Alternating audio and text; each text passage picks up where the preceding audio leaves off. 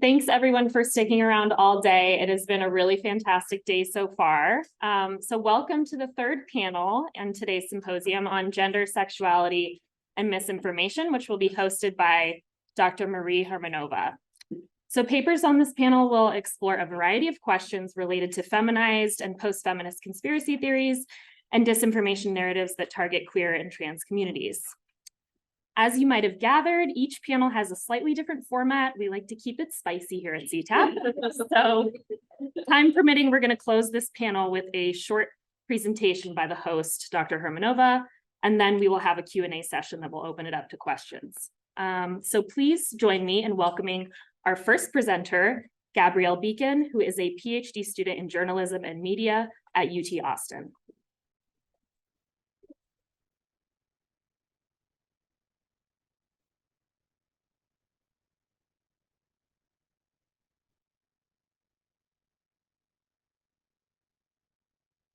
Hi, everyone. My name is Gabrielle Beacon. I'm a PhD student at the University of Texas at Austin. And today I'll be presenting on the extended abstract, Protecting White Babies, How Anti-Semitic Conspiracies Inspire New Narratives for the Anti-Abortion Movement. And I'm presenting this on behalf of my co-authors. So I have my colleague, Zelly Martin, who is also a PhD student at University of Texas at Austin, and Daniel Malmer, who's actually a PhD student here at UNC Chapel Hill. So there have long been ties between the anti-abortion movement and anti-Semitic ideology, especially conspiracy theories, specifically around alleged secret Jewish control, Jewish abuse of children. So these conspiracy theories all work in service of protecting white birth and the white nuclear family. So it's just important to remember in this presentation and within this literature that according to white supremacists and white supremacist ideology, Jewish people are not considered white, and they're oftentimes not considered human. So conspiracy theories are propagated by anti-abortion activists, are commonly rooted in hatred, bigotry, includes anti-Semitism, but it also includes anti-Blackness and anti-LGBTQIA+ rhetoric. So we set out to investigate what emerging conspiracy tactics online anti-abortion activists are using in post-Roe world where Dobbs overturned Roe v. Wade. Okay, great. So David Lane is considered one of the most influential figures in the white supremacist movement. And in 1988, he published the White Genocide Manifesto. And in this manifesto, he created the white genocide conspiracy theory.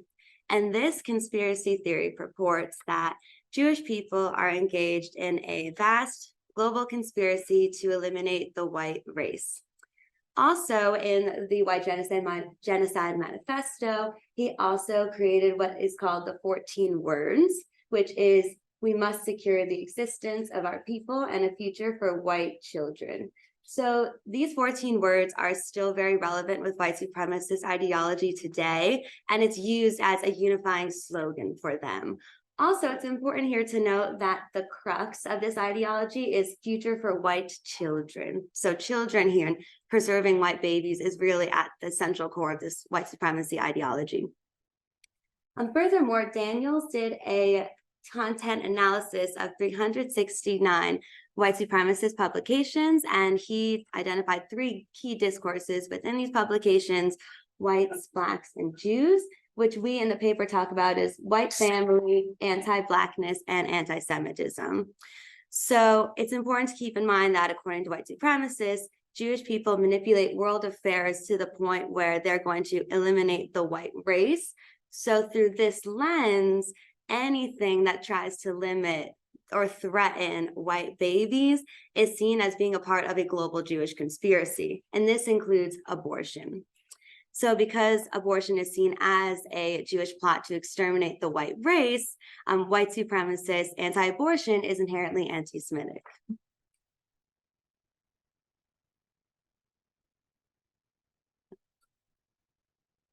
Thank you. Yeah, thank you.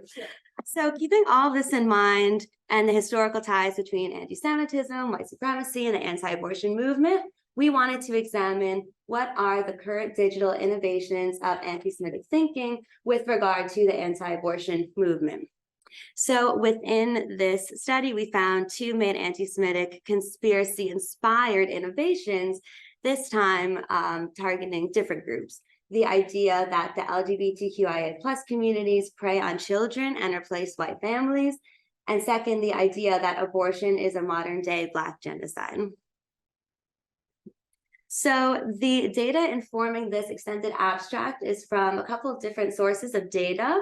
One is a social media observation from February to June of 2023, where we looked at over 2,000 stories, 500 posts, 167 different accounts on Instagram. This was mostly done through snowball sampling. So first we identified some key accounts, and then through Instagram, looking at followers, following, algorithmic suggestions, we found more accounts to follow. Secondly, this extended abstract is also supplemented by some interview data from August to October of 2022 with online anti-abortion activists. And furthermore, this data was analyzed through thematic coding, followed by Braun and Clark's traditional methods. Great. So the first finding, LGBTQIA attack on family and children. So there's actually two conspiracies here that are being extended off of. So the first one is playing off of the Great Replacement theory, which I'm sure many of us are familiar with, but that's the idea that white cisgender communities will be replaced by Jews, by immigrants. And now we're seeing rampant in our Instagram data, the traditional white family shall be replaced by LGBTQI+ community. And prominent anti-abortion influencers were speaking within this rhetoric and this language about the threat to the traditional nuclear white family. One particular quote was, "They want to keep trying to erase women and mothers. You have to push back. You have to get loud. You have to say, no, your silence is complicity." So furthermore, this ideology was connected to the Save the Children conspiracy, which originally was a conspiracy about Christian children being attacked by Jews. This goes back many, many centuries, very old conspiracy. But now it is saying that influencers are posting about conspiracies of the LGBTQIA+ communities preying on corrupting white children. So both the Great Replacement theory and the Save the Children theory are being utilized within the white supremacy voices of anti-abortion movements. First, it was applied to Jews, and now it's being applied to different communities. Okay, so our second theme is abortion as Black genocide. So this one might seem a bit counterintuitive because white supremacy and the anti-abortion movement is rooted in white supremacism. So it's interesting to see that modern day anti-abortion activists actually appear sympathetic towards the struggles of Black Americans, including slavery, eugenics, and genocide. So their messaging is actually appearing as one of advocacy, claiming that they are the side who actually are trying to help Black Americans, not the pro-choice side, but the anti-abortion side. So the conspiracy that these anti-abortion activists are spreading now is that abortion is a modern day genocide against Black Americans. So while purporting to speaking on behalf of Black Americans, the anti-abortion movement has historically ignored the struggles of Black Americans. One example is their strict support for extreme abortion bans that endanger pregnant women's lives, despite the already high maternal mortality rate among Black women in America. Furthermore, Black historical oppression is continuing to be co-opted by the anti-abortion movement, and this includes comparisons to slavery and abortion rights and the civil rights movement. So this time, instead of abortion as a Jewish plot to exterminate the white race, now abortion is seen as a plot of Black genocide. So what we discussed was that the cornerstone of white supremacy ideology is protecting white birth. And as we talked about with the White Genocide Manifesto and the White Genocide Conspiracy, this ideology is grounded in anti-Semitic conspiracies. So we argue that these conspiracies are being reshaped, re-energized within emerging anti-abortion activism on social media, and this time specifically targeting Black and LGBTQIA plus communities through conspiracy. And furthermore, even though the appearance and the targeted group may change, and kind of like what we were discussing earlier about the repackaging of tropes and stigmas and things like that, these new anti-abortion tactics share the same DNA with long-lasting anti-Semitic conspiracies. So ultimately, these proliferated anti-abortion conspiracies surrounding the Jewish, Black, and LGBTQI plus communities serve to benefit the white supremacist revered 14 words mantra to ardently protect a Christian lineage through the preservation of white babies. And what I just want to add is that actually the propaganda research lab that I'm associated with, that Zally is associated with, we're actually conducting ongoing research into these findings. And if anyone's attending AIR this weekend, I know Zally is expanding upon these findings and new findings as well, if you are interested in this topic. And that is all from me today. And thank you so much for listening. And please let me know of any questions.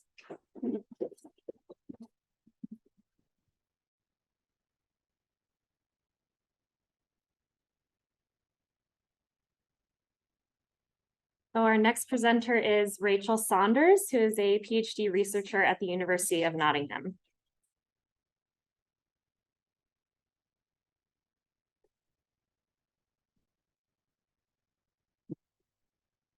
Hi, good afternoon. So yes, my name's Rachel. I'm a PhD researcher at the University of Nottingham.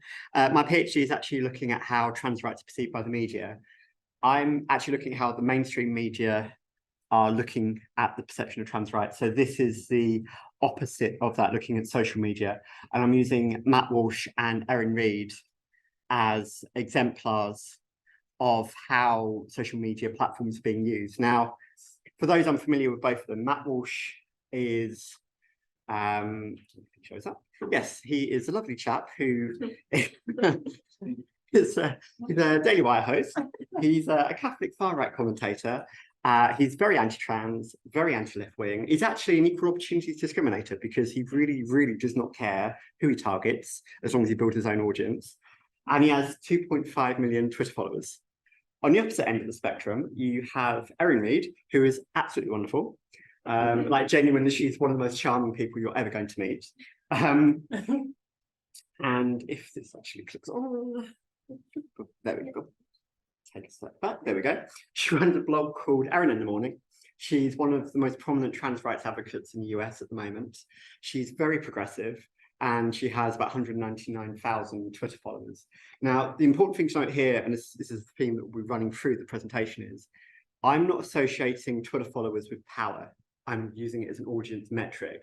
And it's quite important to recognize that numbers don't actually mean a huge amount because you can't quantify how many of those followers are actual people. So please bear that in mind when I bring numbers up. So the things I'm looking at today are narrative power, the idea of a digital ecosphere that people create, and trans rights and disinformation. And it's important, especially with the trans rights question, that there isn't one particular perspective on trans rights. Every single trans person and trans advocate has their own idea of what trans rights are. So when we come to disinformation, you have exactly the same situation where there are many different forms of disinformation and misinformation about trans issues. So if you put 10 trans people in a room, you're going to end up with 20 different ideas of what trans rights are. And the same goes for disinformation. And so why should we care about this? Well, trans rights are currently the latest in a long line of minority groups to be targeted by the far right. The conception of trans rights has been going on since about the 1890s. You go back to people like Magnus Hirschfeld in the 1910s and 1920s. This is a long conversation. And as the previous presenter talked about Jewish rights, a lot of the current conversation and the methods that are being used flow from this far-right discourse that really started with the Jewish movement in the 1910s and 1920s. I'm a fan of Hannah Arendt. If you've ever read any of her work, I'm very much in her camp in terms of the right to have rights. So when I talk about rights, it's very much an actionable concept. It's not just a theoretical concept. So when we talk about the media, we've got this power shift. A lot of what we're talking about today has been about social media and algorithms driving traffic and attention. And one of the things that I've noticed as part of this research is you go on Twitter, and I do not follow a single far-right person, but Twitter will bring up a far-right person if I make a comment underneath them. And someone asked me about my mental health earlier on, and one of my favorite things to do on social media is to be a bit of a troll on far-right commentators. Just going, where are your facts? Really, just being very sarcastic and doing the old Southern thing of going, bless your heart, dear. Because it just works a charm. Be polite, and it really, really annoys people.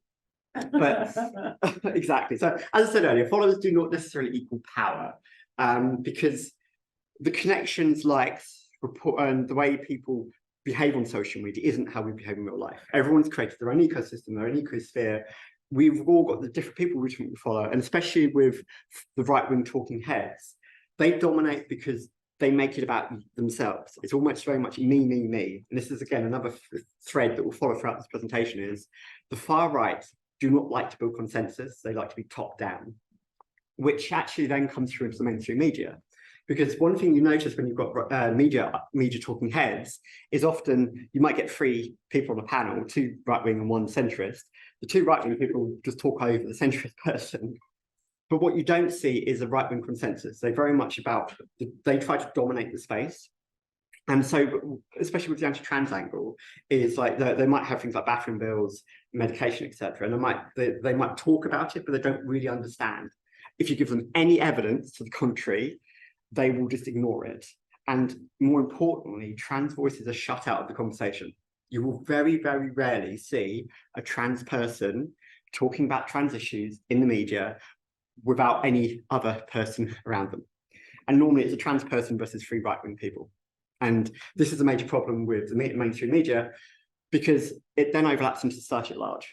And I don't know how many of you are familiar with Foucault's idea of polyvariance, where each person has a shifting amount of power depending on which community you're in.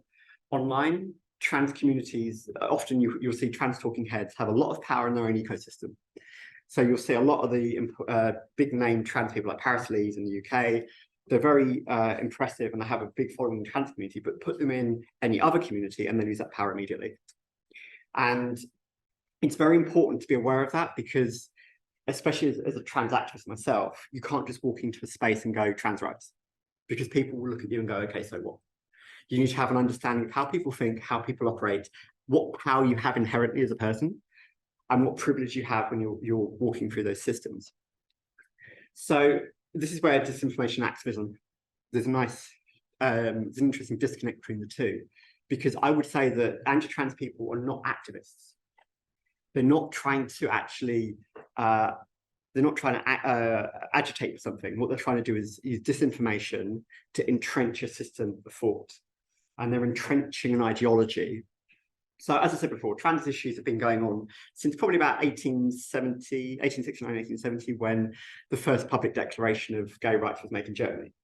And ever since then, there's been this massive tension between anti-gay, anti-trans on one side and activists on the other. And the trans activists have been very oppositional to the law. And as a legal scholar, it's very interesting when you see how civil rights in particular, it's very rare that civil rights are entrenched from the very beginning. There's always an antagonism against entrenched power. And so it makes anti-trans disinformation is actually the seat of power.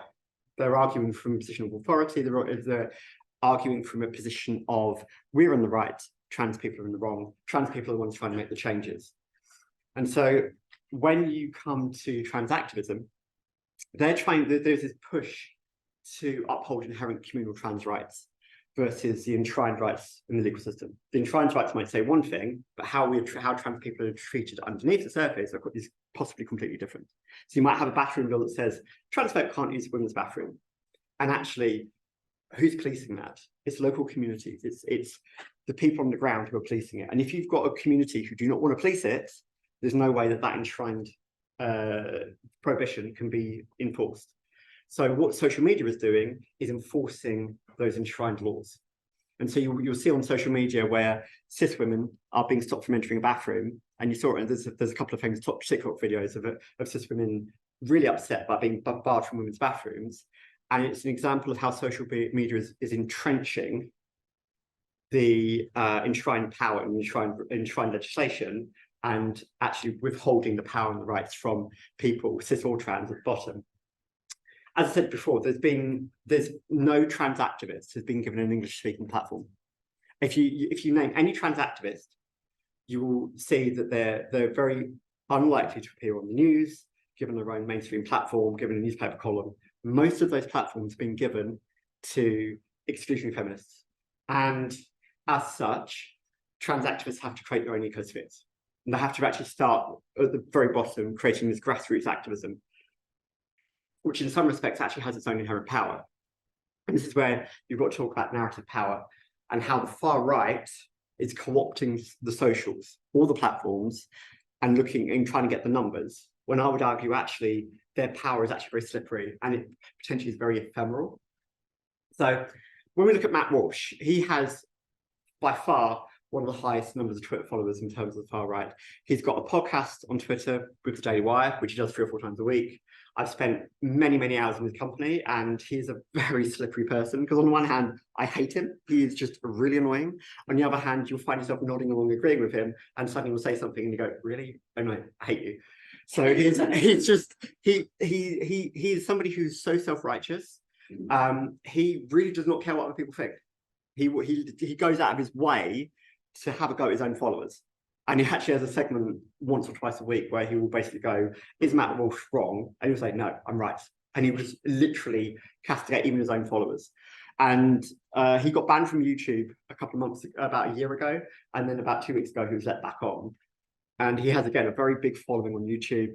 He is a children's author because he hates trans people. He published a book deliberately designed to be anti-trans and trans exclusionary. And then he's made a film called What is a Woman? And I don't know how many of you have seen it, but the first half of the film, it's very happy-go-lucky, what is a woman, yada, yada, yada. And it's actually, you find yourself, it's amiable. And then halfway through, it's like literally, it switches, and it is one of the most devious, subversive, narcissistic films you're ever going to watch. And I would say if you want to do for anything from political theory, it is such a good watch just from that angle, though I would steel yourself if you're a trans advocate, because it makes you so angry. And I think that's the point of Matt Walsh's narrative power, is he wants you to agree with him, and if you don't agree with him, he wants you to get angry, because it fuels him, and it gives him power, because the more you get angry, the more he can get self-righteous. And last weekend, he tweeted this, and what is interesting is he essentially is co-opting exclusionary feminist arguments in support and attacking the UN, because the UN essentially tweeted this.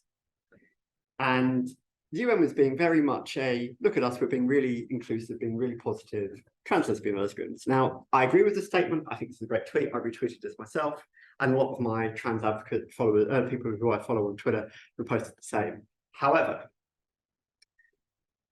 you then had, out of the top 13 reposts and requotes on it, a whole series of exclusionary feminist accounts retweeting and criticizing, and literally you click on it, and then finally Matt Walsh says that. So two different tweets retweeting the same thing.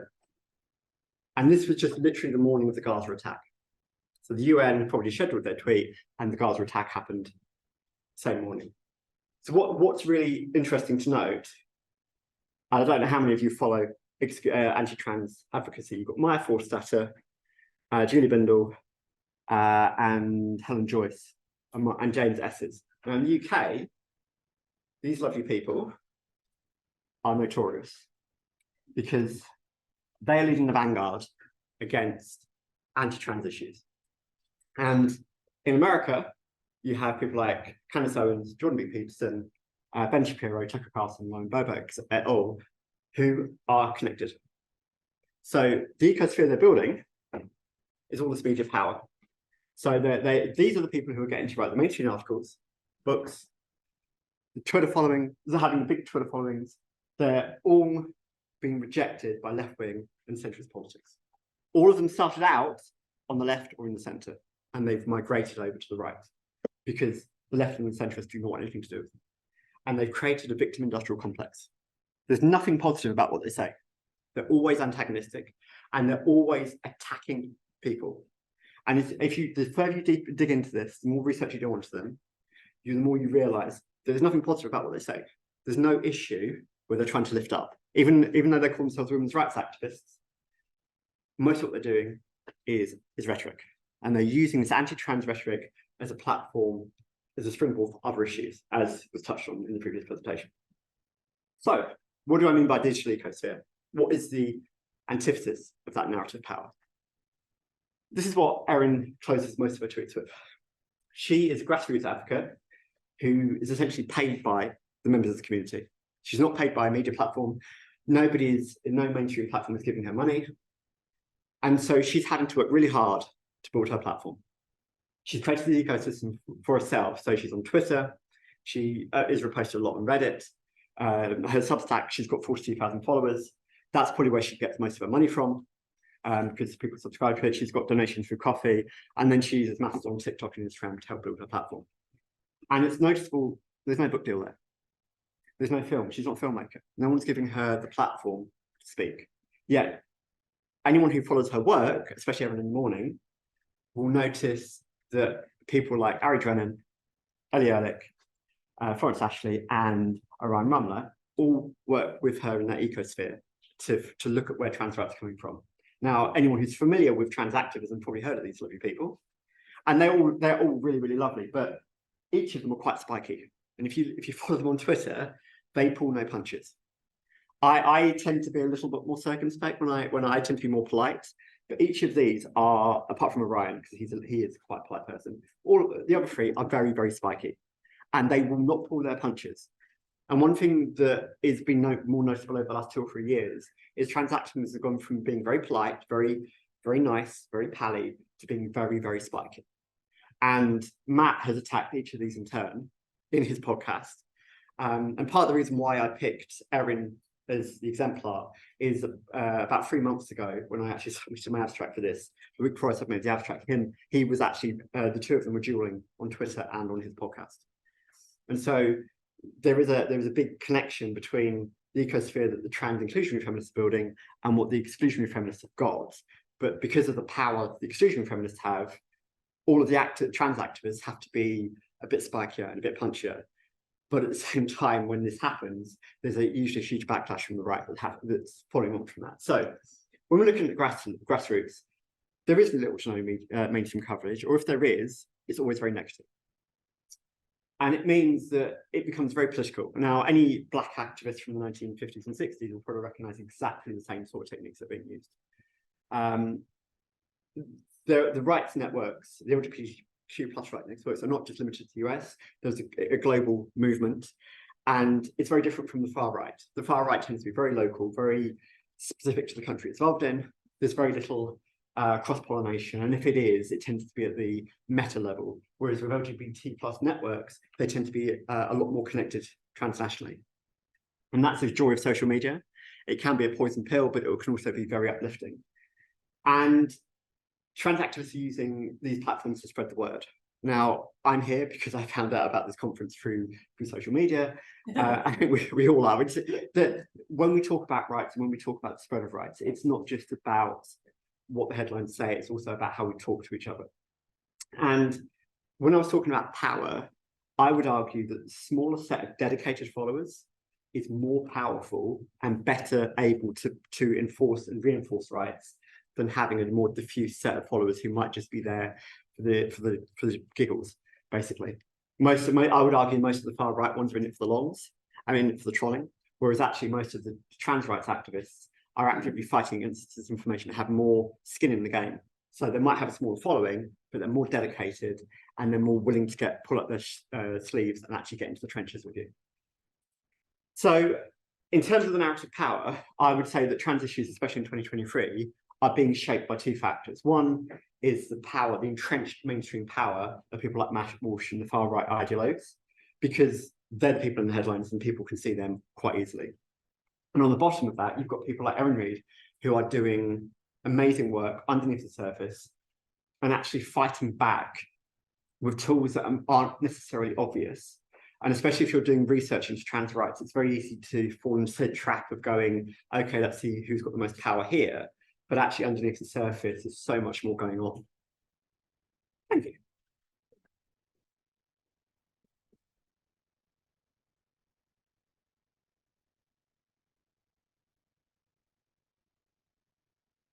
Our next presenter will be Dr. Alice Marwick, Professor of Communication here at UNC and Principal Researcher at CTAP.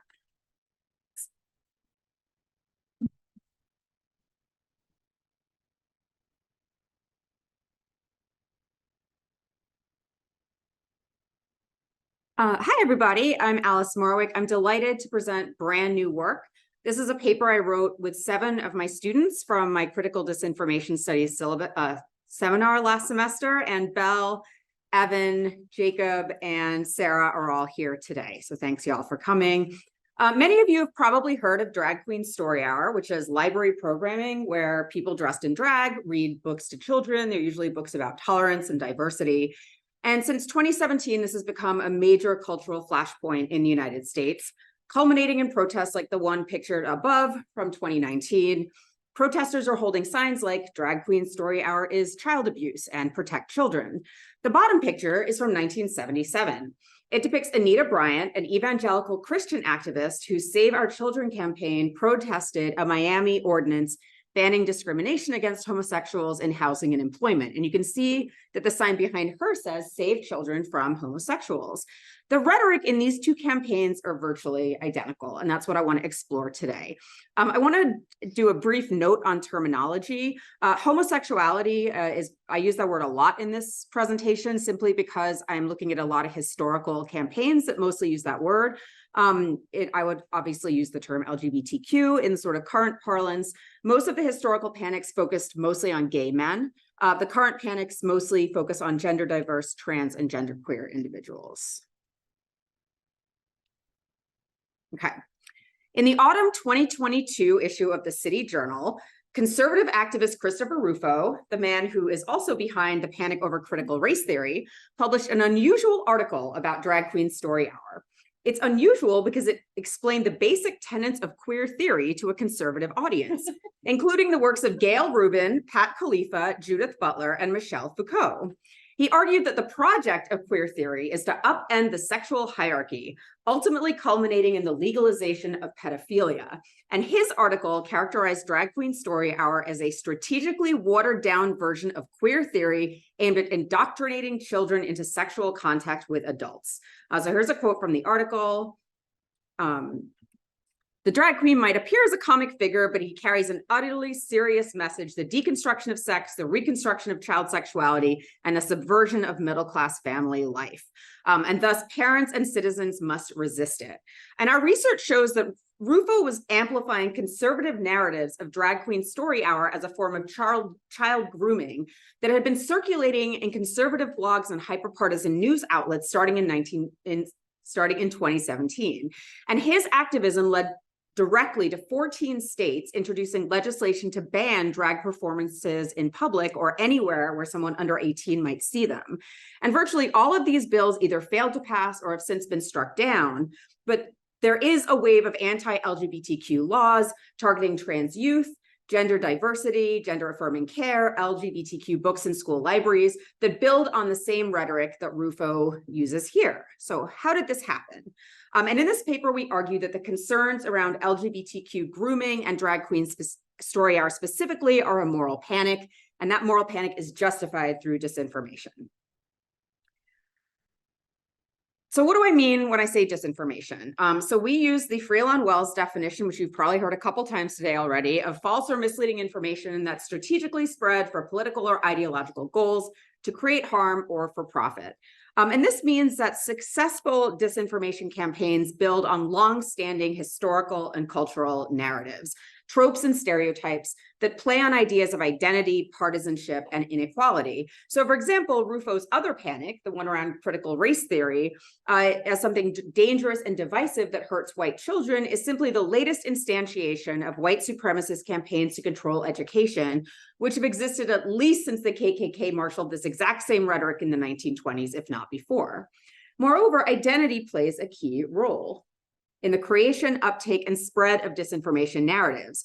People often do this to express their own identities within a like-minded group and against an imagined other.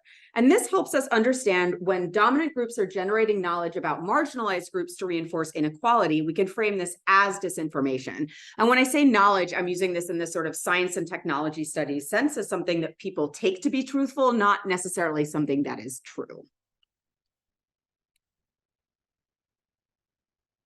All right. Unfortunately, Drag Queen Story Hour is not at all the first moral panic impacting queer folks. And by moral panic, we mean the sort of classic Stanley Cohen 1972 definition of a situation in which a condition, episode, person, or group emerges as a significant threat to social values. It has to be the threat, the perception of the threat or the panic over the threat has to be disproportionate to the actual threat that the subject poses. And they generally receive from some sort of perceived threats to the status quo, especially the dominant power. Now, because queer culture and identity deeply disrupt our dominant understandings of things like binary gender, heteronormativity, queer people are often the focus of moral panics. And in this paper, we consider 3 previous moral panics. The first one is the sexual psychopath panic of the mid-30s to the late 50s, in which 21 states and Washington, D.C. passed laws that were targeted at degenerates with no control over their impulses who should be committed to mental institutions. And so there's this figure of the sexual psychopath who was sort of this like evil boogeyman. In practice, this was used to criminalize consensual sexual behavior between gay men. The Save Our Children campaign, which I began this talk with, was this Anita Bryant campaign against this sort of anti-discrimination audience. Her major argument here was that gay teachers would molest children. She lost, but this campaign served as a blueprint for evangelical activism starting in the 1980s and beyond. And finally, the satanic panic of the mid-80s to the early 90s. This was the only panic we studied that is not actually about gay people. In fact, it was mostly fear of female daycare providers because it was rooted in cultural anxieties about women going into the workforce and paying people to take care of their children while they were working. But it also represents this sort of larger evangelical Christian concern about a corporeal Satan and a satanic influence on children, which, as we'll see, is also very present, believe it or not, in the Drag Queen Story Hour moral panic.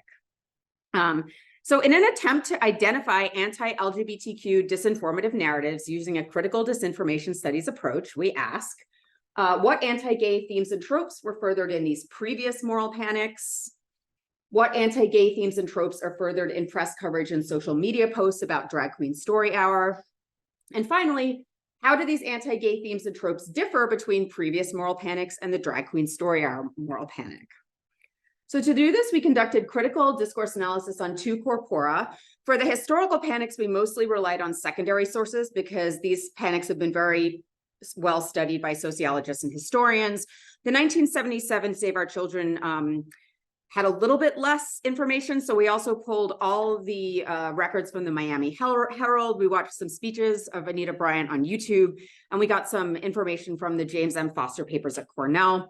For contemporary panic, we were writing this paper in the spring 2023 semester. So we cut off our search from May 2017, which is when the first stories appeared, till May 2022. We used Nexus Uni, which some of you may know as LexisNexis. I literally had no idea to change his name. And the nice thing about Nexus Uni is that it indexes hyperpartisan news, blogs, cable news transcripts, and mainstream newspapers. So you get this like very nice sort of sample of social discourse.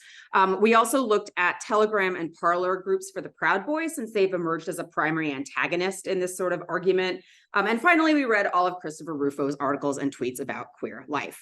And what we did was we identified common themes in all of the discourse around anti-drag queen story hour in this contemporary corpus. So I'll start with the historical narrative. Sorry, there's a lot of small text on this slide. I would not be able to see it if I was sitting in my seat back there. So you'll see that there's a lot of overlap between the sexual psychopath panic and the Save Our Children campaign up till we get to these. And so these are the very prominent disinformation narratives about gay people. Homosexuality spreads from adults to children. Homosexuals are pedophiles. Homosexuality is a form of mental illness, and homosexuality undermines America, which is primarily equating homosexuality with communism and or socialism, which is like a little bit difficult for me to understand, but it's very present in both these corpuses. The second disinformative narratives, homosexuality threatens Christianity and exposure to homosexuality threatens parents' rights, are primarily present in the Save Our Children campaign because they're specific to evangelical belief systems.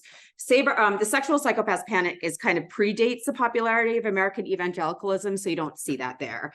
And finally, the satanic panic, the two major themes there was that Satan is a threat to children and Satan is a threat to America. And so to give you an example of what this looks like in practice, here's a pamphlet that the Save Our Children campaign gave out on the streets of Miami. It features images of a whole bunch of different news stories where an adult man was accused of abusing a boy, and there's sort of this underlying idea here that all of these are teachers or scout leaders or something like that who are also homosexual.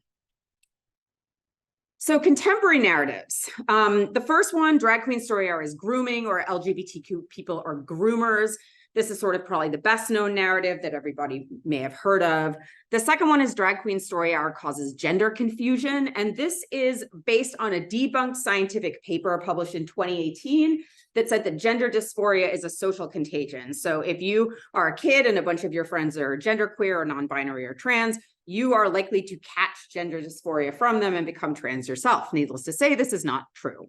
The next is gender nonconformity as a form of mental illness. You can see here, this is a meme we pulled off Parler where it says the gender spectrum, and it's a Venn diagram where every single overlap says mentally ill. So this is really focused on sort of people who identify outside the binary gender spectrum. Drag queen story hour undermines America. Again, this is either through threatening the family or again through communism and socialism. And the only explanation I have for this is that Gen Z is much more likely to identify as socialist, just as they are also more likely to identify as LGBTQ. Drag queen story hour threatens parents' rights. This is a major one because it threatens parents' rights to control what their children see or watch. And there's this very strong discourse of parental ownership over children, which is probably the biggest difference between liberal and conservative parenting paradigms in the United States today. And finally, drag queen story hour is satanic, which is a threat to children in America. Well, how are drag queens satanic, you ask? Well, I'll tell you. This is an early viral post from a drag queen named Zoki Moki, who did a drag queen story hour at the Michelle Obama Neighborhood Library. And I think the combination of Michelle Obama, drag queen, and this outfit was just catnip for the Daily Caller and Fox News. This went completely viral, and there was this assumption that Zoki Moki was somehow satanic, and was doing this library reading in order to spread her satanic glamour to the children. Anyway, and this has been a very sticky narrative. So you'll see that in every single one of these contemporary narratives, a historical antecedent is present. And this is probably why they're so successful, because they're building on these age-old narratives that in some cases have been around for hundreds of years. All right, so here's an example of this. This is Vox Day, who's a sci-fi author who was on InfoWars. Alex asks him, what's the whole point of this coming out at our children, the LGBTQ movement? And Vox says, oh, it's all satanic pedophiles. They're pure evil. It strips away all of the veneer. It's not Democrats versus Republicans. It's not liberals versus conservatives. It's not even nationalists versus globalists. It's Christianists versus Satanists. These are the children of the devil. That's why they want to destroy Western civilization. They want to destroy Christian civilization. These are child-sacrificing drag queens. And I just had to use that as the title of the paper because it's so camp. All right. So these are the new contemporary narratives that we identified in the corpus. The first is that progressive parents use queer or trans kids as a status symbol. And this sort of paints progressive parents as very neglectful and selfish and caught up in their own narcissistic woke credentials rather than caring about their kids. The second is that drag queen story hour will eliminate gender categories. There's never an explanation of why this is bad. It's just assumed that it is. The third is that it indoctrinates kids into liberalism. This is political conditioning. It doesn't belong in schools, although most of these drag queen story hour events are in public libraries. And this is because LGBTQ civil rights are generally a liberal value. Drag queen story hour traumatizes children, and drag queen story hour, gender affirming care, and gender nonconformity are child abuse. This leverages modern therapeutic language, but child abuse and trauma are very much floating signifiers here. They're left very vague, and in these articles, it can mean everything from finding out that gay people exist, to reading a book with a gay character, to being molested. So you can sort of fill in the blank with your worst case scenario. Finally, drag is misogynist. This very much echoes Rachel's presentation. We did not find this in the US corpus, but because we were looking at English language papers, we did find some UK news sources. And this is definitely coming from trans exclusionary feminists who reject trans people and gender diversity. There's also in the US a group called Gays Against Groomers, which is mostly married gay people with kids who think that trans and gender diverse people are gross. As far as I can tell, that's their political analysis. All right.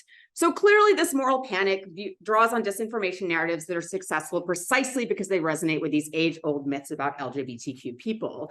They are also clearly a reaction to the emergence of gender diversity and greater acceptance of LGBTQ issues.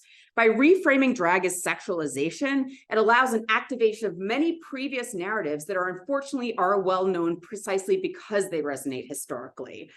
In the UK, this is mostly pushed by TERFs. In the US, it's mostly pushed by opportunists like Rufo, like Walsh. I don't think he actually cares about this issue except how it will benefit his public persona.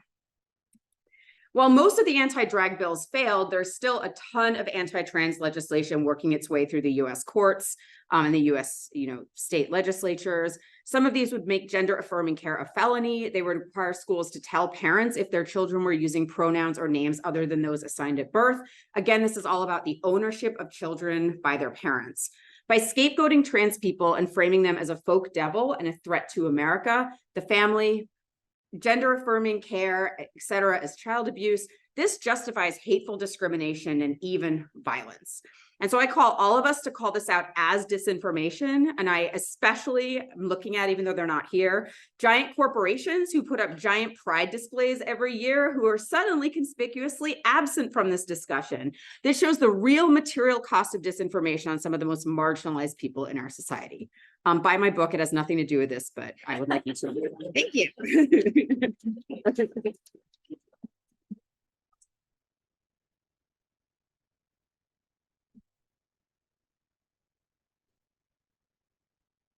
Our next presenter is our panel host, Dr. Marie Hermanova, who is an associate researcher at the Czech Academy of Sciences Institute for Sociology. Her current research focuses are on digital communication platforms, social media, internet culture, authenticity, and gender norms. Oh, sorry. So I'm sorry for breaking the rules because the other hosts were not presenting, but we were discussing with Yvonne yesterday, and because my research actually is about conspiracies, disinformation, and gender, you're thinking strong-armed version. which also means that I prepared these slides yesterday, so I'm sorry about and it's not like a completed research project or anything. It's just some observations about what is going on in Central and Eastern European disinformation conspiracy spaces and how it relates to gender. And I think it will actually relate quite interestingly to what Alice just said. And just a bit about my background. I'm an anthropologist, so I don't have any slides about like research questions and methodology. I'm sorry about that, but I'm an anthropologist. I've been researching Czech influencers and influencers in the conspiracy disinformation scene for the past 3 years. And I mostly do digital ethnography, participant, non-participant observation, both online and offline. I also do content analysis and interviews. So that's where this comes from, really. So what I want to talk about, it's working. What I want to talk about today is it's a new phenomenon in the digital spaces that I'm moving in as part of my research, and the so-called pan-Slavic conspiracies. I will explain what it is. So what you see here on the slide is the pan-Slavic flag, which is based on red, white, and blue, which are the colors that most Slavic countries actually have in their flags, and the symbol of the black sun, which I think you are maybe familiar with, which was used by the Nazi Germany. Obviously, then it has been co-opted by far-right movements all around the world. But according to my respondents here, it actually refers to the symbol of the sun, the so-called entity of Ra, and this goes back to ancient Egypt. So we could, I mean, it's very complex and complicated. So what is the pan-Slavic conspiracy? So it's a narrative that states that the world has been dominated by Western hegemony, and then the Western elites have been, for too long, obviously, oppressing the Slavic nations, and that now is the time for us, the Slavic people, to awaken and liberate ourselves and create a new, better, purer spiritual civilization. I will give you an example. So this is a screenshot from a Telegram channel called somslovan.sk, which literally means I am Slavic. And I will just read, here's the translation of the caption of the picture. Sorry, it's a very quick translation that I did yesterday. So you can see it references the god of light, the entity of Ra. It references collective memory. It references being oppressed by the West, by the Anglo-Saxons. The very important context here is that these narratives started to appear and proliferate in the conspiracy communities that I follow last year after the Russian invasion of Ukraine. So it is really no coincidence that within these narratives, the rotten, oppressive Western civilization that brought us horrible and unspeakable evils, such as, for example, trans rights or LGBTQ+ rights.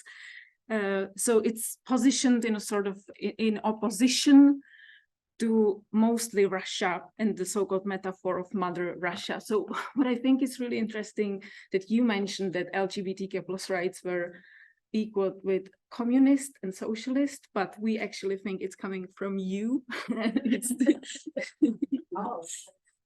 So it's this Western civilization that invented these, crazy ideas, and they are now like poisoning our nice post-socialist spaces who were pure, and they are not anymore because of you. So I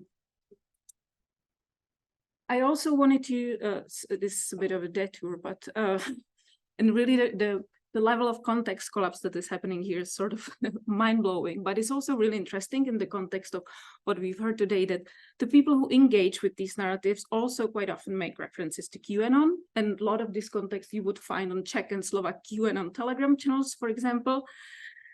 But it is interesting that QAnon here is interpreted at sort of a global level, where the deep states represents against the Western civilization in general. But I will actually skip the example that I have on the slide and give you a better one, a funnier one. So, for example, the conspiracies surrounding the death of Queen Elizabeth II.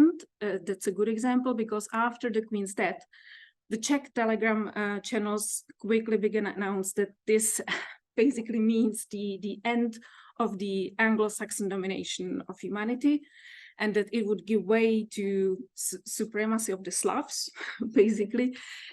One of the very popular Telegram channels, they use numerology to somehow prove this, because the Queen's death occurred on the 8th day of September, so 8 + 9 is 17, which corresponds to the letter Q. So just to give you an example, makes sense, right?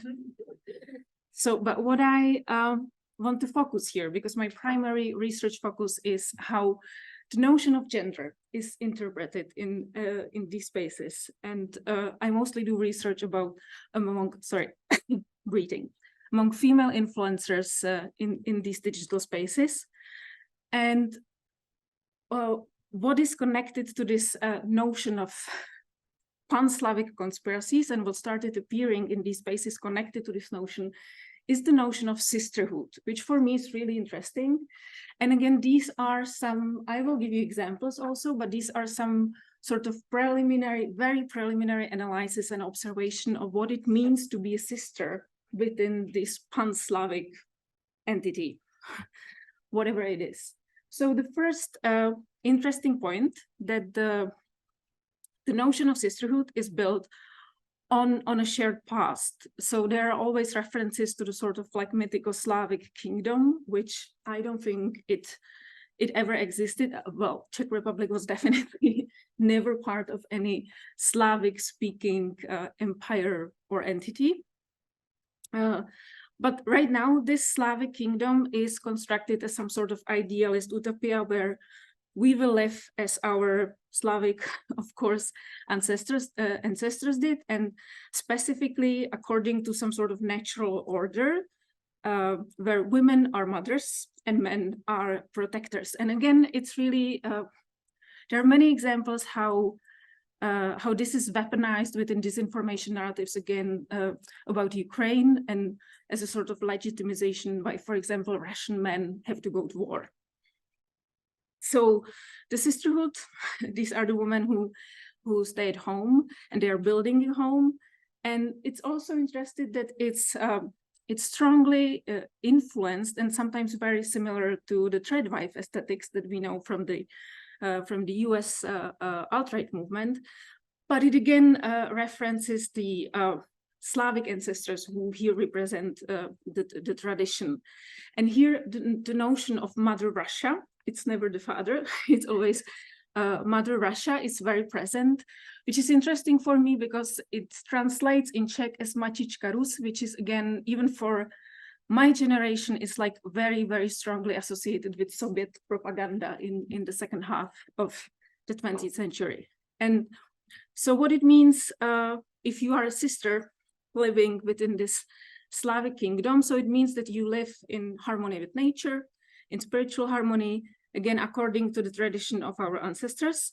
And gender roles here obviously are very clearly defined. So the sister is never a warrior, she's always a homekeeper. But this is interpreted, for example, in a lot of the interviews that I did, this is interpreted as empowerment for the women, because again, Western civilization is oppressing women by, for example, forcing them, I don't know, to go to work, for example. And last but not least, the notion of sisterhood, and this is something that I would like to focus more if I will be given the opportunity with my research, that the notion of sisterhood is a political unit here. And it is also meant as a sort of a tool for political mobilization, because if you declare yourself as part of the sisterhood, you declare that you are rejecting, again, the Western ideas of womanhood and accepting that your identity is Slavic and that all the Slavic-speaking women are your sisters. And to end, I have two examples. This is just a sort of to give you a glimpse of what I'm talking about. So this is these are screenshots from a Telegram channel of a very popular Slovak spiritual influencer who calls herself Liana Laga. She has a hugely successful YouTube channel as well. She wrote a book in English, if you're interested. It's called Love Revolution. And on her Telegram, she posts this sort of amalgam of references to Pan-Slavism. So for example, the first video is an interview with another influencer about this idea of Pan-Slavism, but also references to QAnon. So here you have Donald Trump. It's a video about something that Donald Trump said back in 2016 and how it was sort of, again, a proof about deep state and everything. And then you have these sort of, I don't know, memes, pictures.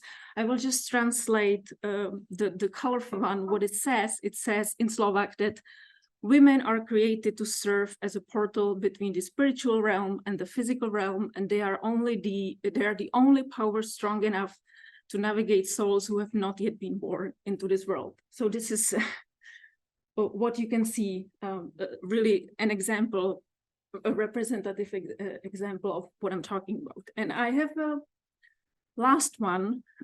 I have a song for you. And this is I'm not gonna sing, don't worry. But this is the last presentation. So, but I would like to give you one more example. So this is a Czech folk pop band called Vesna. Vesna is the ancient Slavic goddess of fertility, by the way. And they were the Czech contestant in the Eurovision Song Contest. Are you familiar with it? Yeah, so I don't have to explain it. And so Vesna represented Czech Republic with a song that's called My Sister's Crown. And I want to show you the video for the song because I think it's an incredible example of how the Pan-Slavic conspiracy theory is actually mainstreamed into pop culture. So let's see if it works. You don't have to listen to if you have any sort of musical taste, I'm sorry.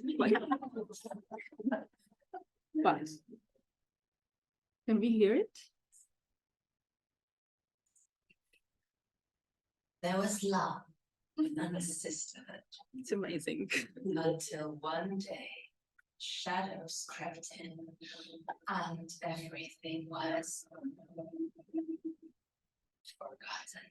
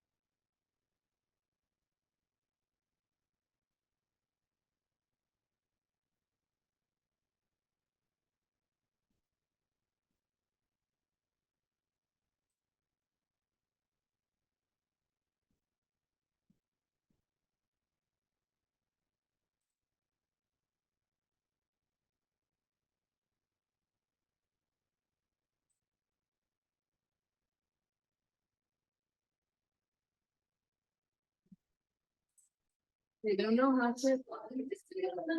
We can stop it. So it's all the same, but so there's so much going on with this song. So it's in Czech, Ukrainian, and Bulgarian, English, obviously. And it caused quite a bit of controversy because the band Vesna, they were presenting it as a song that's in support of Ukraine and Ukrainian women. But for example, the visuals, some of the costumes that the singers are wearing are Russian folklore costumes, not Ukrainian. And also all these references to sisterhood and Slavic kingdom. And yeah, I think many people who voted for the song or like the song or share the song have no idea where these references are actually coming from. So I will just end here.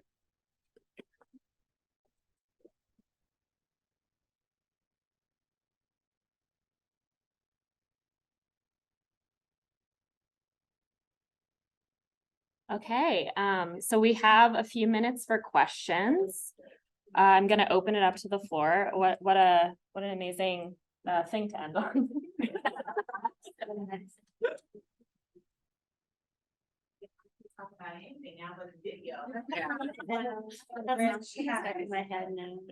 I think Yeah, I it is think- kind of catchy. I'm sorry about it, but it's just such a perfect example of what I wanted to talk about. But I do have questions for you, but I think we should. Let's take a question from the audience if anyone has one. Locked and loaded. Oh, yes, please. Go ahead. Thank you for that panel. All of the papers were really amazing. Yeah, the love over power is gonna haunt me. That was my goal. So.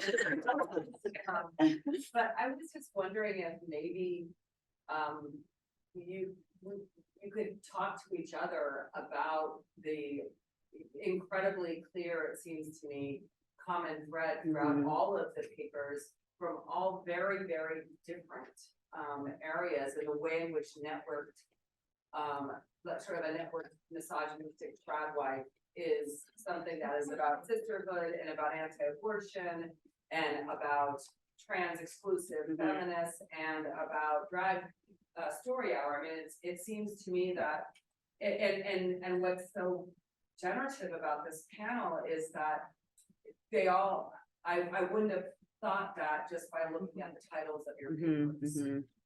So anyway, I just didn't know if that was something that you wanted. It's really interesting when you talk about trad wives and femininity and trans women, because historically there's always been this rootedness with trans women in particular, where they've got to be the trad wife, they've got to be heteronormative, heterosexual trans women, to get gate-kept medication, even going to court. If you want to be a trans woman in society, you have got to be the trad wife, and yet that's been atomized in the last 30 years, and it's been the complete rejection of the trad wife, that's been the definition of non-binary, genderqueer identities, taking away from the transsexual identity that has been very rooted in the transnormative understanding of gender. So to see that video and then see the idea of traditional womanhood being, and you see it with exclusionary feminists, they critique trans women for being stereotypes and pastiches of womanhood, and they critique trans women for being traditional women. So you can't win. Either you're damned if you are, you're damned if you're not, and you're between this rock and a hard place. And if you try to have your own identity, you end up a drag queen story hour and saying you're the scourge of your communities. So it's like anything that's not cisnormative or heteronormative is just anathema, essentially. There's also a complete erasure of queer women and queer youth, right, or queer kids from most of these discourses. Like in the drag queen story hour data set, the vast majority of the writers and commenters are men.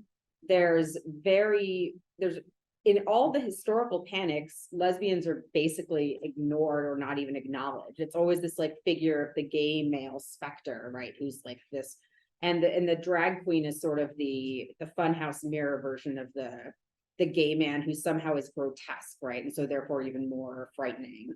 But the center, what is trying to be protected is the white heterosexual family, right? It's the exact same protection of that white family as what is America and Christianity are founded upon. And so anything that's threatening to that, including like women working outside the home, right? Or transness or anything that violates gender norms in any way, is something that is going to get this gigantic backlash against it.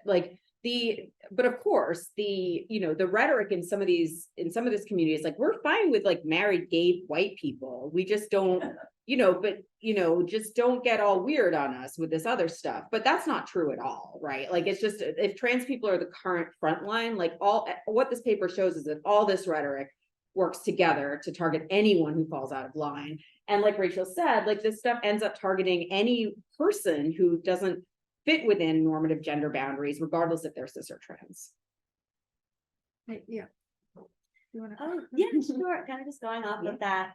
Within the Instagram post that we saw, it is truly just glorifying the white woman choosing life and having a baby. And that is just the core ideology for that white supremacy within the anti-abortion movement, is women having children. So anything at all that threatens that, especially like anyone from the LGBTQIA community, anti-trans, like anything like that is a threat to their absolute core. And it's like their existential threat, essentially. Like that is questioning their existence. So this is the backlash and the immediate rejection, condemnation, and then obviously the utilization of conspiracy to demonize these people within the movement is just so insanely prevalent within the social media data. So I would say that it's just, at least within the anti-abortion movement, it truly feels like it's a threat on, like, to the white supremacy ideology and their existence and their main mantra of just preserving white babies.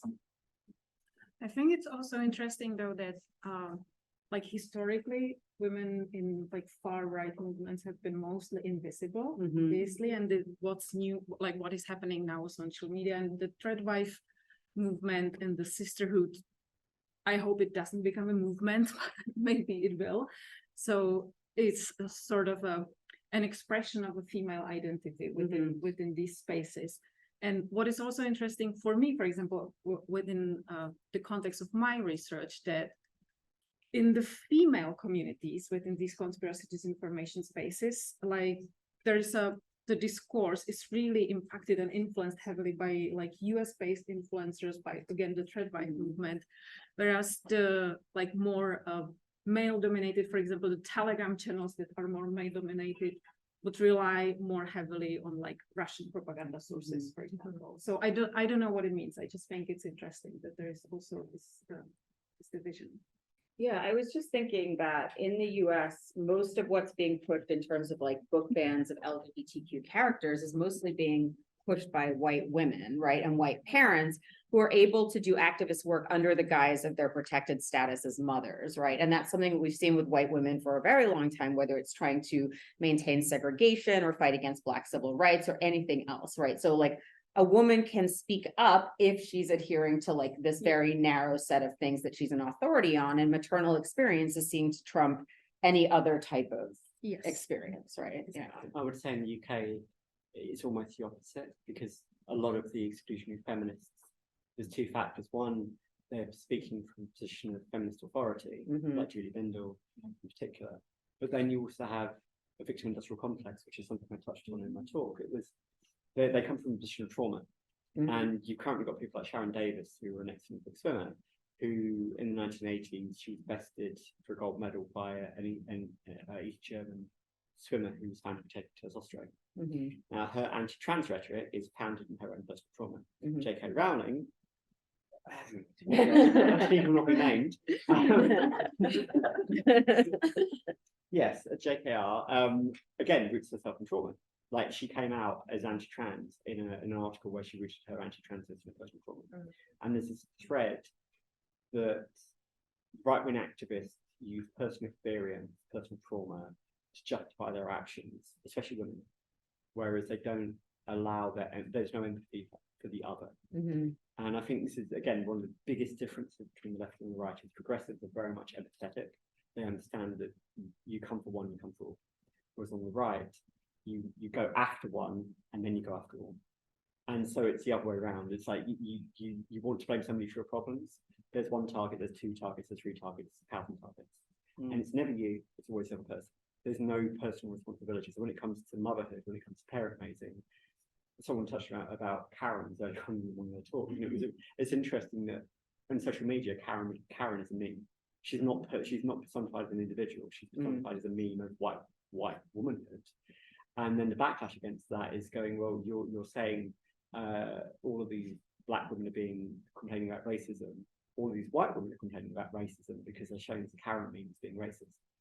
And I think that when we talk about cis normativity and cis parenthood, they're on the back foot. They're seen as every single gay person as a personal front. But if your kid is gay, or your kid is trans, or your kid is something other than you want it to be, then you've failed. And it's the personal failure of your child is gay, or your child is trans. Whereas the flip side of that is, within progressive communities, if your kid comes out as queer or trans, it's permanent. It's an affirmative action. You've done nothing wrong with the parent. And it's just this complete contradiction of narratives and how those narratives are spun. Hi, thank you so much for all of the presentation. I could really see how there is a common thread within the presentation. And I kind of want to add another question about the perspective, because I can see how all of your research is talking about how this historically versus repetitive narratives being occurred again with the contemporary society and contemporary moment. I was also curious, when we talk about digital media, how you guys have researched, or how your research, when you're researching, you have encountered transnational flow of the disinformation narrative that you are researching, because I think white supremacist ideology, it looks like it's based heavily in the European or the US context, but I think in that it's very nowadays worldwide or international or transnational as well. So I was curious like how all of your research, maybe within your research, you have found like transnational flows of disinformation, or like how that might be an impact that you might think of. Yeah, I mean, I think I mentioned this, didn't have time to elaborate, but yes, I mean, obviously, the platforms are global. So the content also tends to become global. But what is really interesting for me to observe in my own research field is how the content that's mostly in English, and maybe it's like the original context would be, I don't know, US-based QAnon influencer, for example, how this will end up at Czech or Slovak Telegram channel, and it will be given a completely new context, for example. So this is, for example, the conspiracies, the example that I mentioned about how Queen Elizabeth died, and this is somehow proved that QAnon is real, and also that Slavs will dominate the world. And obviously there is a complex mythology why this is all happening, and there is a story behind it, even though it obviously doesn't make sense if I explain it like this. But there are other examples, other interesting example, for example, would be anti-vaccination content from, again, like US-based or UK English-speaking, but mostly US-based conspiracy websites or QAnon-related accounts. And like videos and memes from these accounts would be again posted by my research respondents, so Czech-speaking influencers.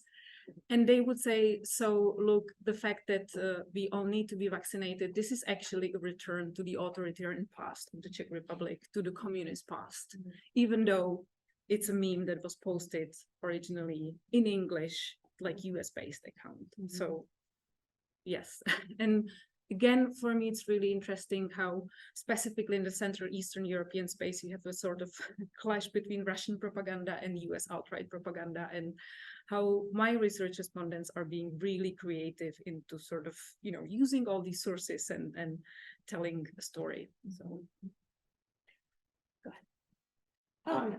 I have a J.K. Rowling is a really good example actually of the other way around. Is actually the backlash against her didn't just start in one place. It was actually a global phenomenon, and that the anti-Harry Potter movement is an example of a grassroots movement that potentially is impacting her bottom line, and that the more that the progressive movements are targeting her personally, the more she's doubling down, and the more she's entrenching further and further into the arms of the right wing. So on the one hand, you've got the far right propaganda, and on the other hand, you've got this progressive anti-TERF, anti-institutional feminist movement that isn't just one voice; it's a whole cacophony that's now becoming a harmony, and it's crystallizing, and it's showing that actually, if you want to fight back, it's not just, you can't just have one voice; you've got to have thousands, 10,000, million voices, and it shows the power of the opposite of disinformation, and it's pulling together in a different direction. The lit review that I had to cut out of my presentation due to time was on our narratological approach to disinformation, which is just, we don't think of disinformation as like little incorrect facts. We think of them as stories that get told and retold over and over again. And these stories are usually coherent because they play into other cultural narratives. So some of these disinformative narratives, I think, are very culturally and historically specific. Like they manifest very differently in different times and places, or they tie into different parts of different cultures to resonate in different ways.